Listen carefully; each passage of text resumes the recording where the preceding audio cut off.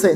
আল্লাহ রাসূল বলেন, মুসলমানদের মধ্যে যে কোনো ব্যক্তি কোনো মানুষের গোপন কথা, কোনো গোপন অপরাধকে লুকায় রাখে, কোনো মানুষ যদি কোনো মুসলমানের গোপন কথা, গোপন বিষয়কে লুকায় রাখে, আল্লাহ রাসূল বলেন সাতারাহুল্লাহু ইয়াউমাল কিয়ামা, কিয়ামতের মাঠে যেদিন ওই বান্দাটা উঠবে, যেই বান্দা লুকায় রাখছিল, গোপন রাখছিল।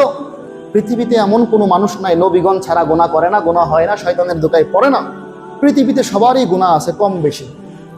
আল্লাহ রাসূল সাল্লাল্লাহু আলাইহি ওয়াসাল্লাম বলেন, কিয়ামতের সেই কঠিন ময়দানে যেদিন কেউ কারোর পাশে দাঁড়াবে না, সেই মুহূর্তে যেই বান্দাটা দুনিয়ার বুকে অপরের দোষ ত্রুটি লুকায়া রাখছিল, কাউকে বলে নাই, নিজের অন্তরের ভিতরে রাখছিল, আল্লাহ রাব্বুল আলামিন এই গুণের কারণে কিয়ামতের ময়দানে ওই বান্দার সমস্ত গুনাহগুলো গোপন রেখে পর্দার আড়াল থেকেই তাকে মাফ করে দিয়ে জান্নাতে পৌঁছায়া দিবেন। সুবহানাল্লাহ।